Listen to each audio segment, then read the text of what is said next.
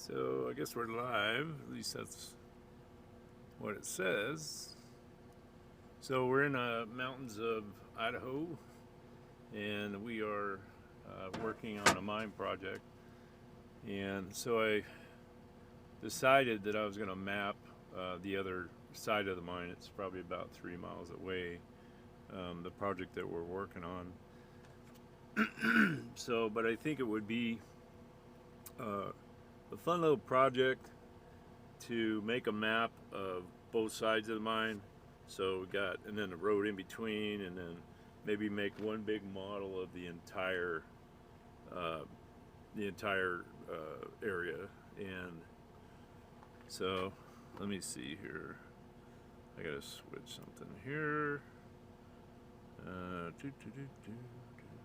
So there's a chat thing. Here it is. So on excuse me, Twitch or Facebook or whatever, I'm supposed to be able to see comments, or that's what they call it, but it's actually chat. And I haven't been able to get it to work at all. And so it's been kind of disappointing, but I'm going to leave it on that screen. And then if there's perchance anybody even watching this at this time, then at least I'll know or be able to communicate, I hope. So we are setting up the Starlink setup, and it doesn't do really good to mountains, which I think probably anyone that's had one knows. And we're going to map this. We'll see how the feed looks.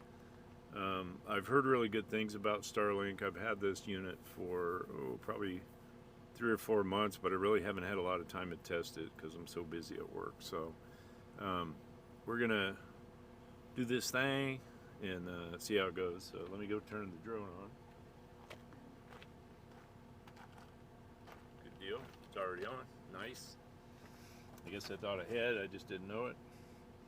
And so we are going to do a flight.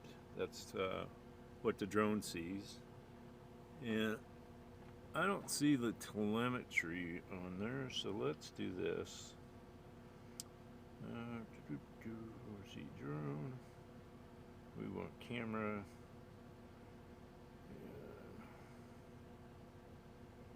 We want to see max gimbal tilt speed. If we can make a live a feed, it shows the telemetry of the drone so that you can see things that I'm talking about. This drone is a lot different than the Mavic 3 Pro, which I usually stream. And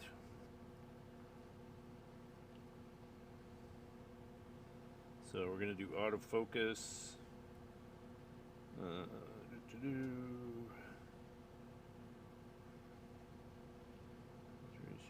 Which format is fine. Battery, drone, more, LED settings, device name.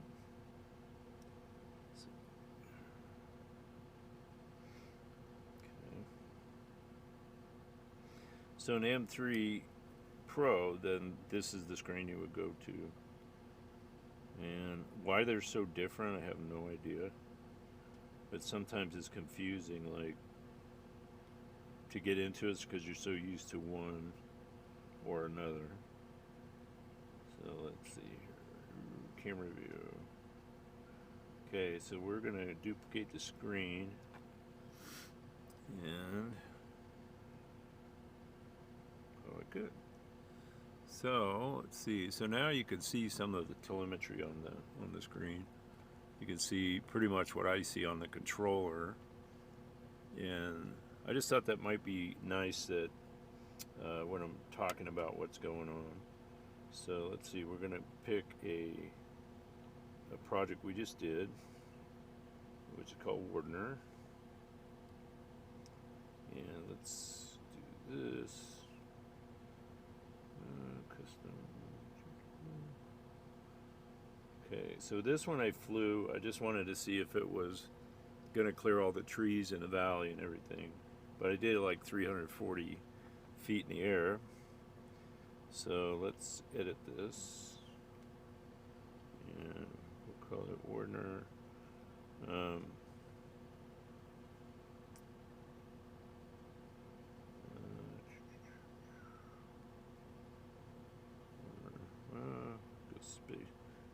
Special characters. Oh, okay. So we're gonna try this at 180, and so we'll call it Warner 180, and then we'll just keep the same path. So if you look here, this is the path that I made, and then the green lines, the yellow arrow, that is the drone. H is the home point. And then you put these little dots on here and you can move them around and change the way that it's going to fly. This is what I'm really concerned with. So I think what I will do is, because I'm pretty sure those trees are more than 150. So let's put one here and see if we can move it. It's a finger movement, and whether the controller recognizes that you're actually trying to grab something and move it is arbitrary for the controller. So this one will move, say, right about there. And the funny thing about this, you can't see what you're moving because your finger's on it. So I do have a stylus for this, but it doesn't interact really well. So let's do that. Let's save it. And then we'll change the, let's go change the height to 150, I think we said. So it's going to fly at 150 feet. The safe takeoff altitude is always at 66. And because that's 10 feet over the top of the wires, I have to stay 10 feet from those at all times.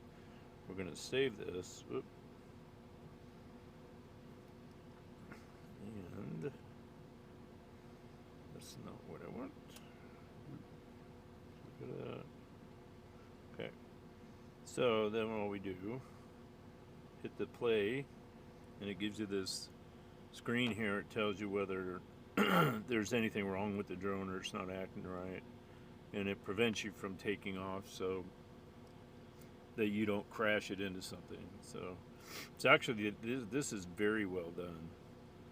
So kudos to DJI for that. Okay, then you go to this screen. It tells you how long it's going to be, how many waypoints there are, how many photos it's going to take. 407 photos you can see there on the right. Maybe if my fat head isn't in the way. Yep. And oh, it's 180. That's what we did. So let's cancel that. We'll edit this. Edit. And I got big fingers, so you know these little tiny dots. You know, you can zoom in though.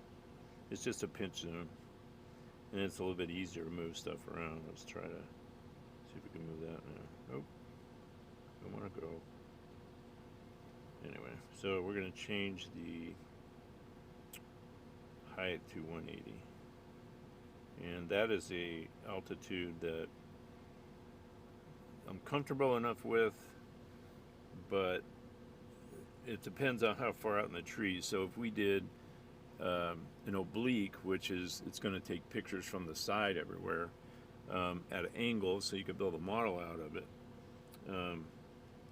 Then you got issues with the trees, and flying in a valley like this is relatively risky, but we're going to give it a try because it will not crash. 304 pictures.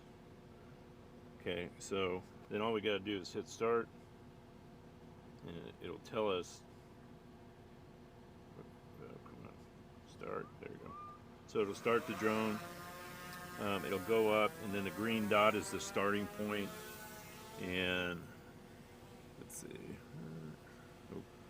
So the green dot is the starting point. So it'll go straight up, orientate itself to there. And I got it in normal.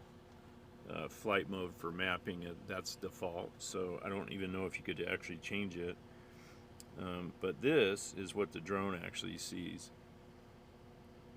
So, and I wonder, let's go straight to there.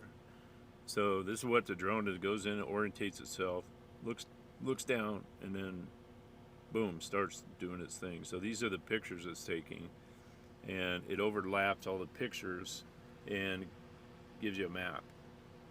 If it wants to run into anything, it's got optical avoidance all the way around it, and so it'll just stop, and then we'll find a different altitude so we can get the map we want. Also, when you make a map, you can actually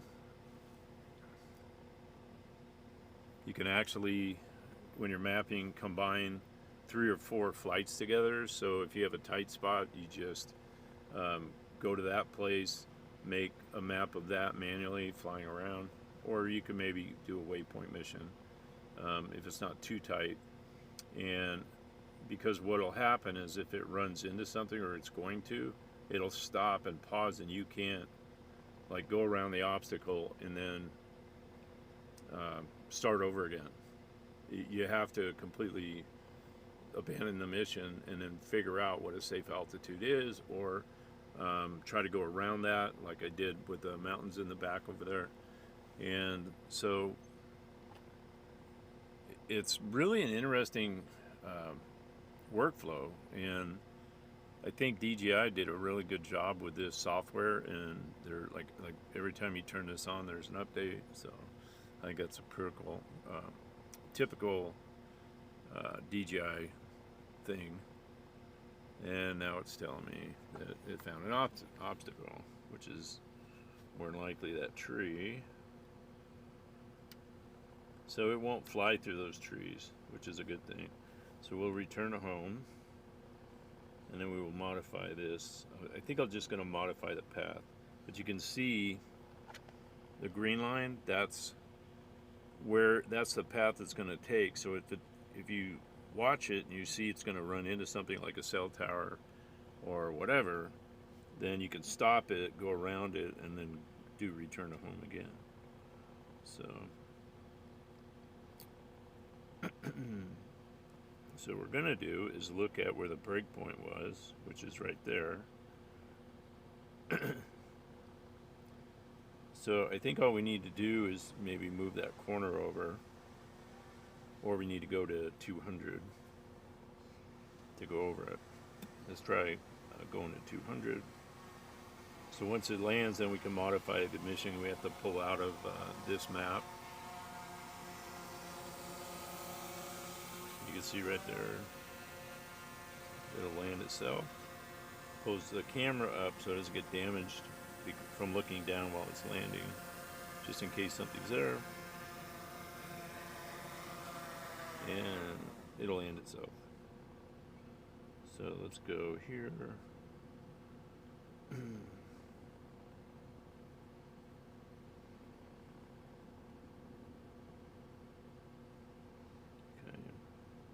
I might have to restart the drone.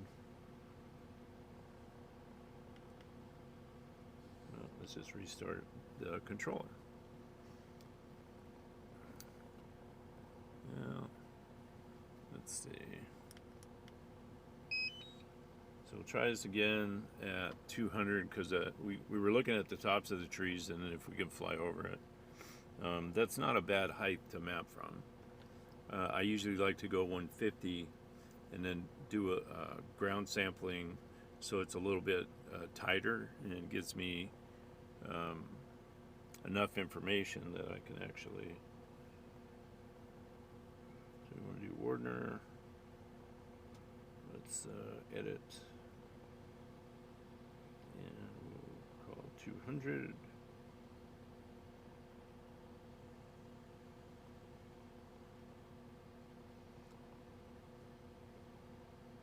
And then we will change this height to 200, and we'll do it again.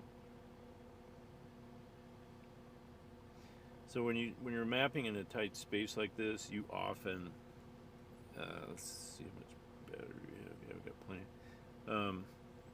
you often have to fly over and over till you find something that works for the area you're in. Tall buildings are the same way. There's all kinds of workflows that you can create doing drones, but what I found is trial and error. It actually saves your bacon many times. So let's start. Now we'll start it all over again.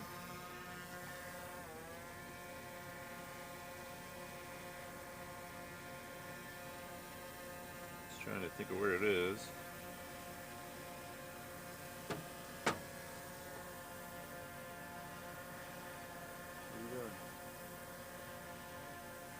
Well, you can see that it's just sitting there in here. Well, let's land you. Maybe I might need to restart it. So let's restart the drone.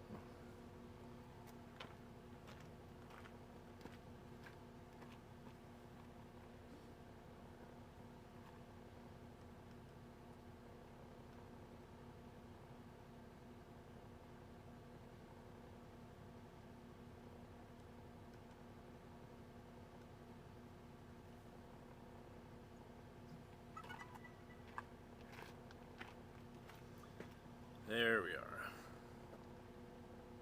The camera's trying to decide what it wants to do, and the drone's trying to decide what it wants to do. So, anyway, that's a. Let's see. Now we're gonna restart this thing. So normally I just do one map at a time, but DJI just did a firmware update for security and some other things, and so it's not as automatic as it was, but that's okay. That means I got to pay attention, which is what I'm supposed to be doing, so I'm okay with that.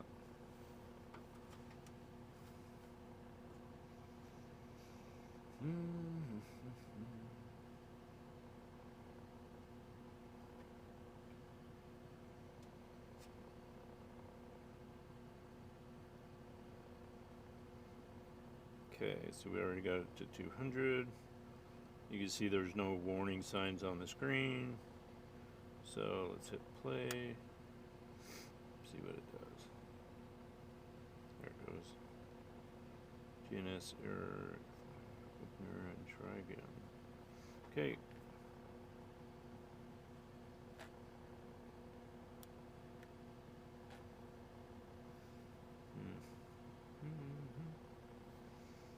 Okay. So it wants me to try to catch more satellites. That's fine.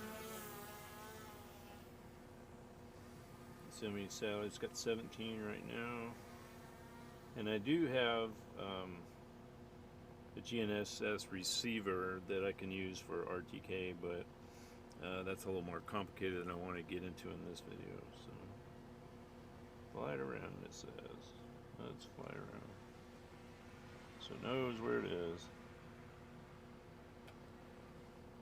The camera on this thing is really good. Boy, what a mess. So just fly around the valley for a little bit. That's the watershed.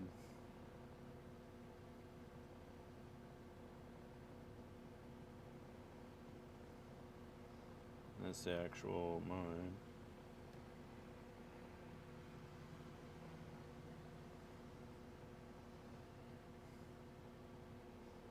Right there. That's the Wardner Tunnel. They call it something, I just don't know what it is. Okay, so then let's return to home. There we go. We'll try it again. So there's been a lot of changes and stuff to the actual software that I haven't even gotten into yet. It's little things, mostly security, because of all the congressional nonsense that's going on. And anyway, so it's funny that all the scare tactics that people use to get their way, but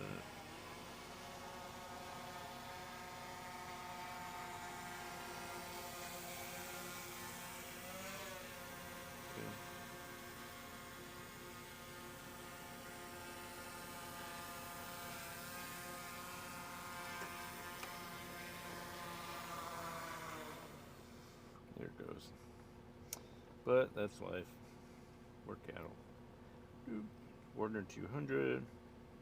Let's see what it does now. And it might be because of where we are, up here in the middle of nowhere.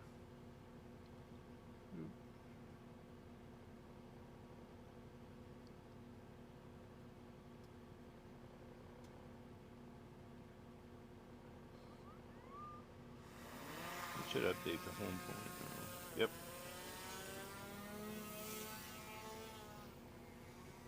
So let's see what she does now. Because otherwise I gotta go back to 300 feet, and honestly I don't want to. Let's see what this does.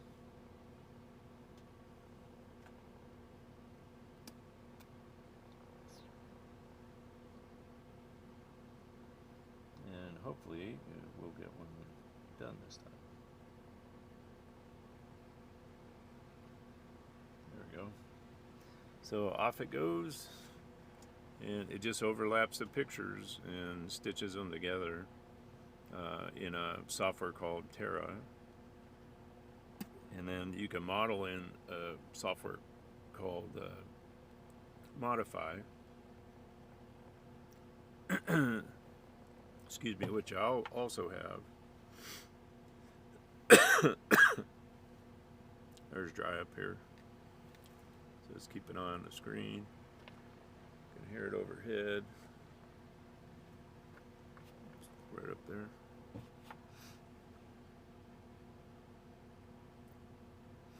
And there it goes. So there's one thing about Idaho, and one of the things I've enjoyed the most about it is it's just beautiful up here all the time.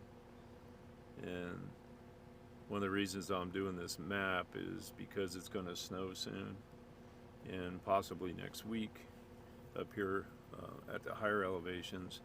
And so it's going to be a lot tougher to do this as it gets cold, because the cold just wears the batteries down so fast that it's difficult. So that's where we got stuck right there. And now we're going right over the top of it, which is cool. Hopefully we won't find a bigger tree, and we should be cool. So hopefully that's the case. And then we have a map we can save and then just fly it over and over if we want to. So pretty cool. Still got how much battery do we have? Oh, we got plenty.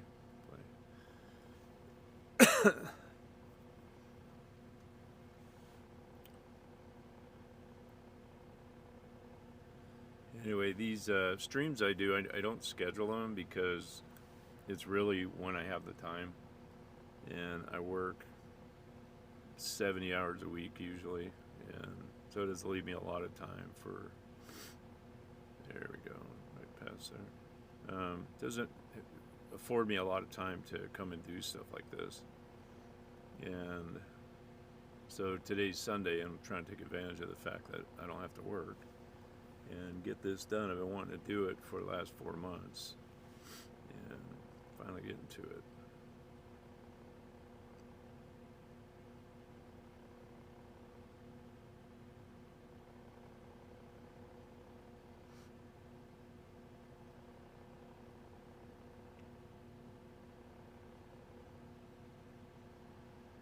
It looks like it's taking a pretty good shot, slow enough.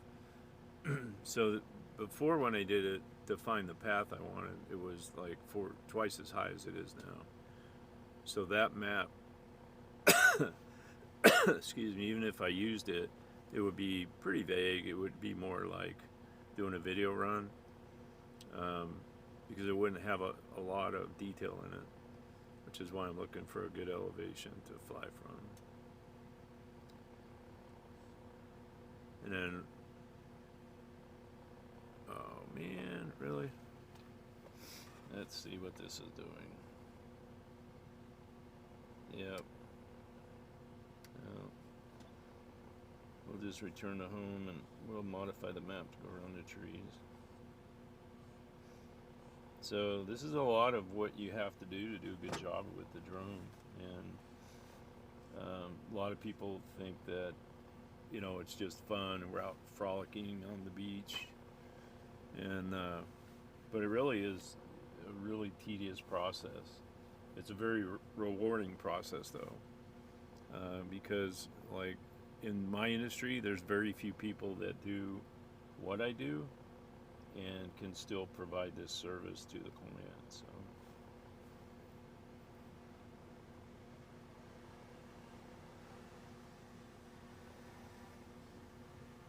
But a lot of my work is just drones. Like, not everybody hires me to run that project.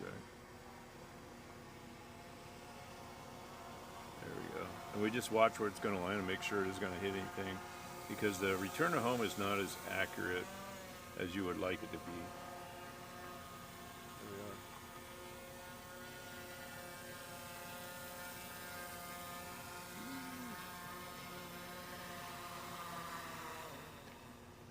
we are. Oh, we're going to have to restart now. Who knows it is good.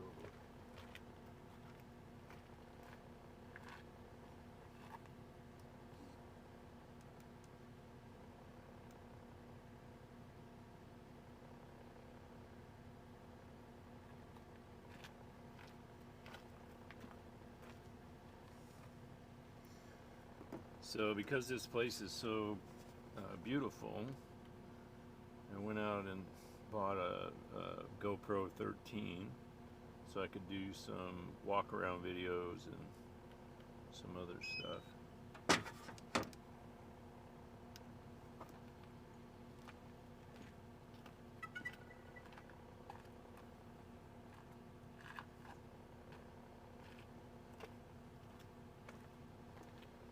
So, and I have a Canon RS. It's a EOS R.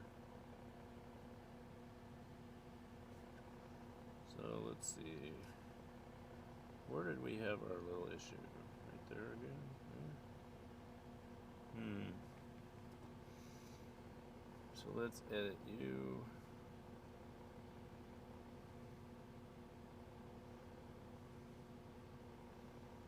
And we will. Let's see. Let's bring you in a little bit.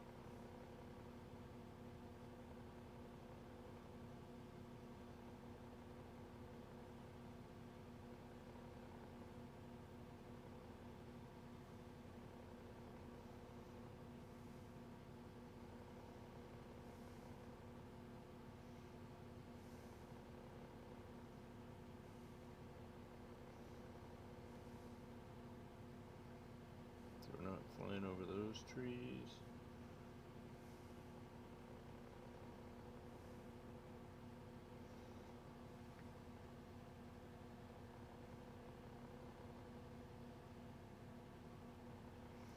Put you there. Take you, scoot you over. And this is just part and parcel of working in a valley.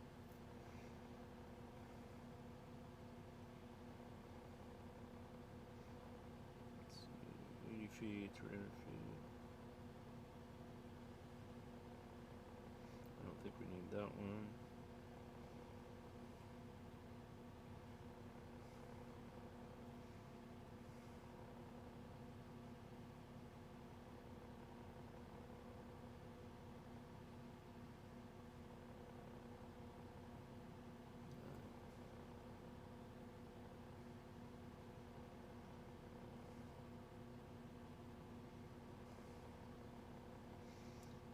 Yeah, that's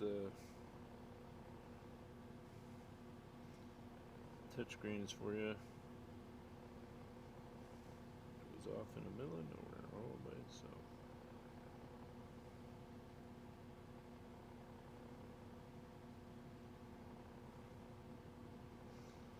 So when you hit the little trash can icon, it just deletes whatever's highlighted. But if you hit the X, it wipes out the whole thing. You gotta start from scratch.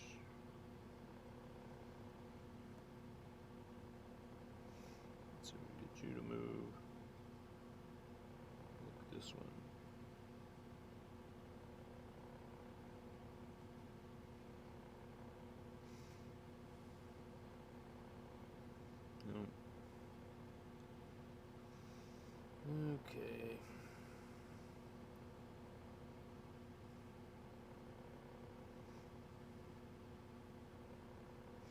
So even when it's highlighted, it can't figure out which one you want. It's that part is kind of annoying. Let's see, we're going all the way up to the tunnel.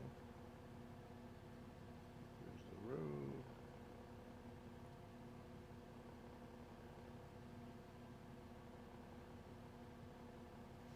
So sometimes the stylus helps and sometimes it doesn't.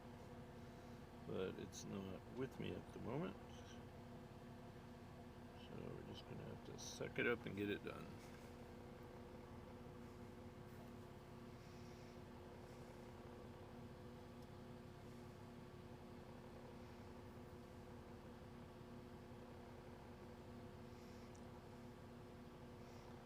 Yep, doesn't want to move. So what I'm doing, I don't know if you can see this. See what the blue one is? So when you go to grab it and move it, it won't always catch. That's the problem, and that's that really tall stand of trees right there. Yeah, there it goes. That took a lot of effort. So that looks pretty good. We'll save that. Stay at 200 feet. And here we go again. See how much battery we have left. 50%, so we should be good. And so let's start. So when I'm starting one of these, and I know I'm going to have a constant flights, and I have like 7 batteries that are they're all charged up, because you just never know.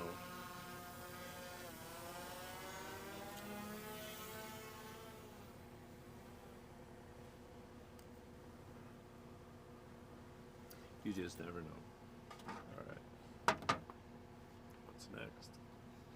So let's see. So let's do this view, and you can see how beautiful it is here.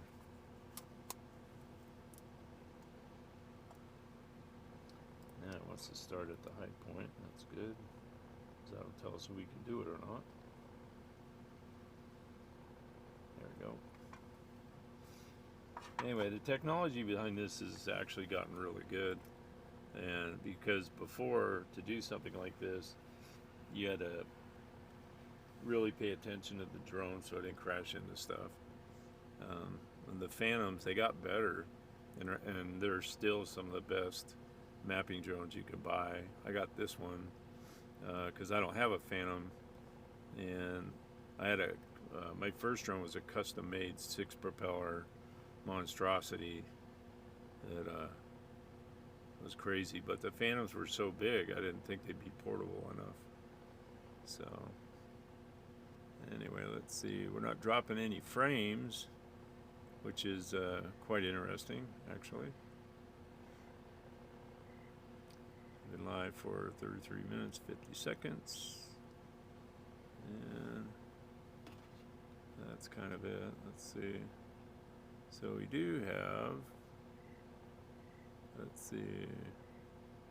Whoops.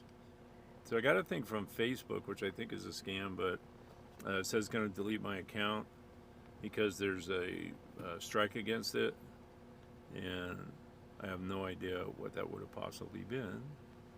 But YouTube doesn't seem to mind, so I just think it's a scam. And so I responded to the email actually and just said, if you're going to have an issue and not tell me what it is, how am I supposed to respond to that? And I've gotten 0 response from anybody.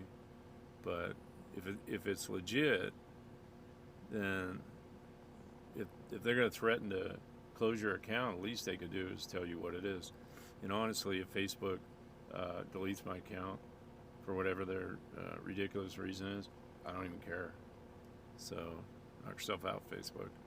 Now this is getting into the high trees. Yep, and I think we went around them properly. And let's see.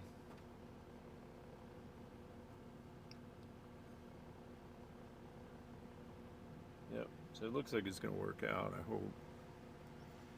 So if not, then well, I'll have to do it again. I just don't have time today, so I'm going to actually end this in probably about 15 minutes, depending on how this flight goes. Because I got other stuff I got to do because it's my only day off. So it's going to be probably me just working on the Jeep, and I've got some interior stuff for the lighting switches and that to finish up. And let's see, here we go.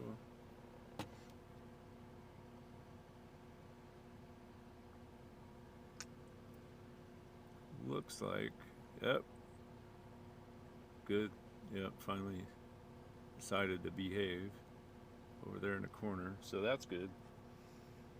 And we're almost done, so hopefully this will just finish out and it won't be too picky, but who knows.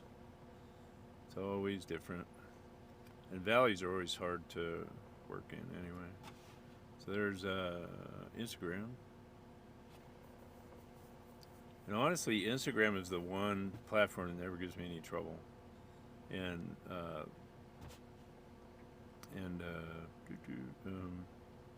YouTube. There you go. That's what I meant. YouTube. Because sometimes the brain's got to catch up, or the mouth has to catch up with the brain, or the other way around. I don't know. But yeah. So looks like we completed properly. Sweet. So when it goes white, all the paths go white. That means it's done. It's going to return to home. It'll land right where it took off, within say a couple of feet. So there it is. That's pretty much where it took off from. So the other cool thing that they added was you can see what the obstacle avoidance sees. I think that's pretty neat. And let's see if it hesitates. There it goes, coming down. Anyway, that's it. That's the mapping workflow from the point of view of the operator. So anyway, I'll leave this on Twitch for however long and upload it to YouTube, and maybe we'll get some comments out of that. Anyway, thanks for watching. See ya.